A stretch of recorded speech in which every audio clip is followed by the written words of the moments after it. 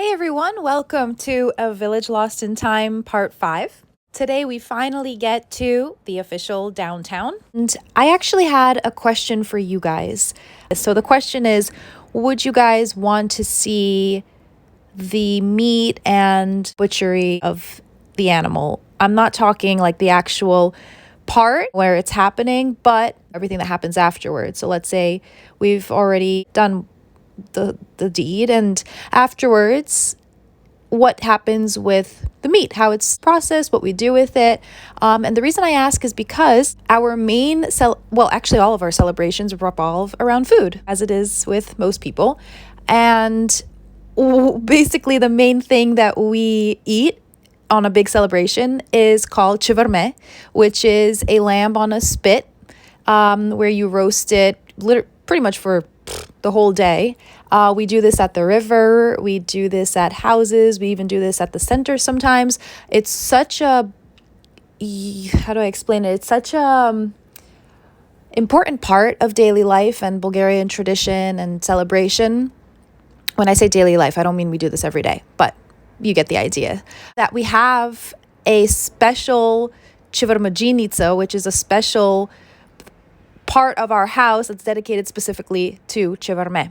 So I wanted to know if that's something you'd be interested in seeing. We also have kurban, which is when everyone in the village gets together and in this huge pot, like the Wicked Witch of the West giant black pot, we make, it's not exactly a lamb soup, but lamb in broth, I could say.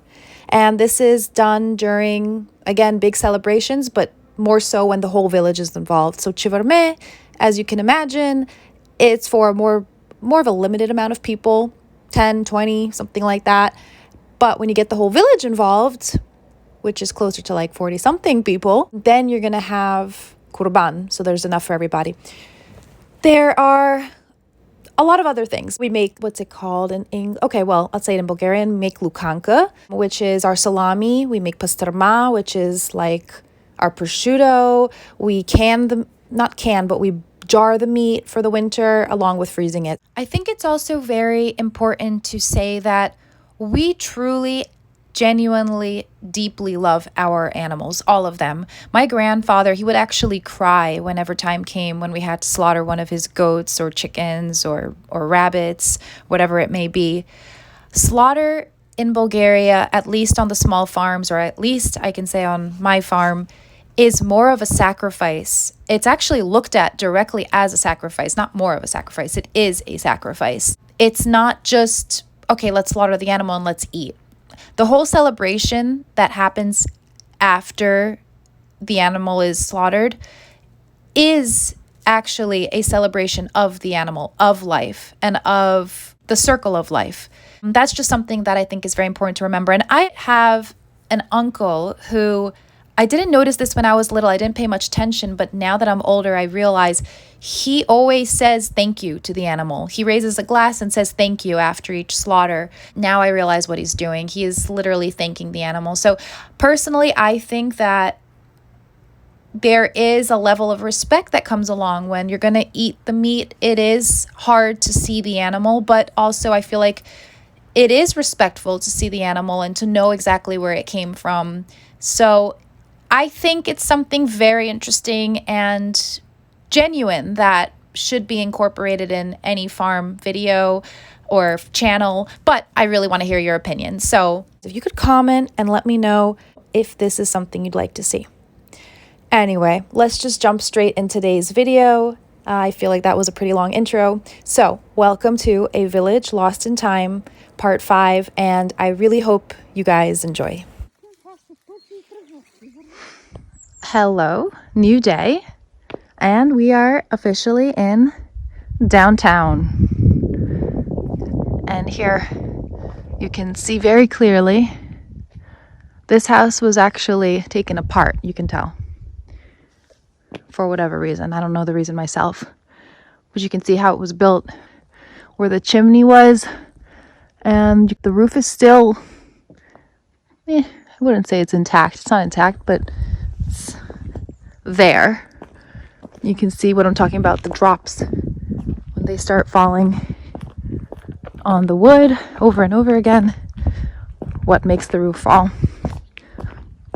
We're gonna keep walking.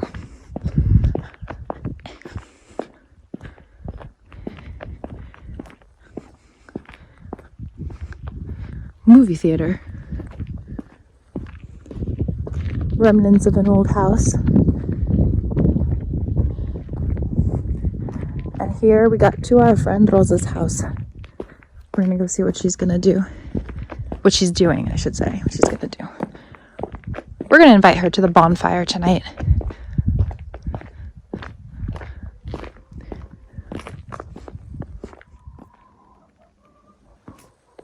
Okay, so Rosa isn't out. She's probably sleeping. Here's her yard. I want to show you. I don't think she'll mind. We'll come back to visit her later. Just don't want to wake her in case she's napping. And we'll just continue our journey.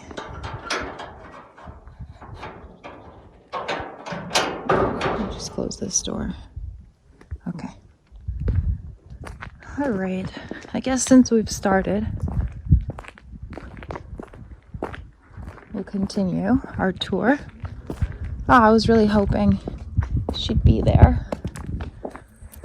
So, we're planning a bonfire tonight because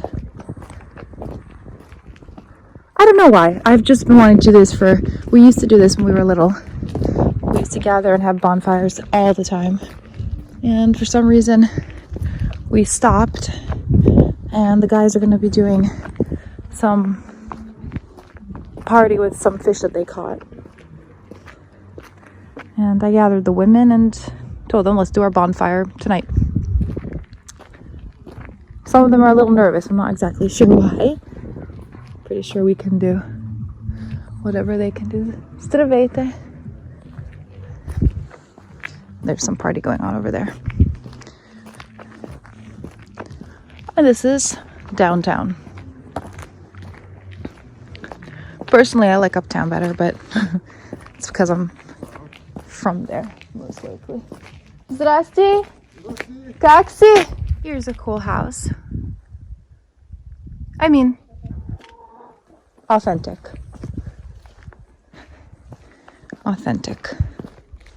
You can see all the firewood everyone's gathered for the winter. And again, it's all out in the open. No one touches them. Everyone knows you touch your own, and that's it. Another bathroom. Old-time bathroom. Okay. I've actually been wanting to point this out for a couple of days. This is not a very good example right here because it's been cut. However, you can see up there, look how straight the angles are. I mean, this is all built by hand. You can imagine how long ago. And it's just such professional work. And the way it would work back then is when a new family got married, the whole village would get together and help them build their new house. Which is... We still pretty much do that in Bulgaria. It's not so much the whole village anymore, but the family, the immediate family. And here we are back to where we started, downtown, up, down, the center. I mean, I think you're oriented by now. Okay, I'm going to stop part 5 here. There were a couple more things I wanted to show you, but there were a weird amount of people out. You didn't see them on the camera. And when I say many, I mean like 10. But still, I didn't really want to film them and without their permission and all of that. So either way, I'm going to redo all of these videos, I think, anyway, in the summer months because it's more beautiful, obviously. Spring, in my opinion, is the most beautiful. It's very green. So I'll just show you some more of downtown next time. This video, I guess, turned more into my question to you, whether you'd like to see the meat and butchery process. I hope you guys enjoyed. I think whoever has seen all of the videos, you've now seen pretty much the whole village. I'm going to show you guys the upper village as well. There's another village almost identical to ours, except it's almost completely abandoned. There's 2 people there. That's it. A grandma, and I don't know who the other person is. Thank you so much for watching. If you guys could like and subscribe, as always, it really means genuinely just the world to me. And I will keep these videos coming and hope to see you there.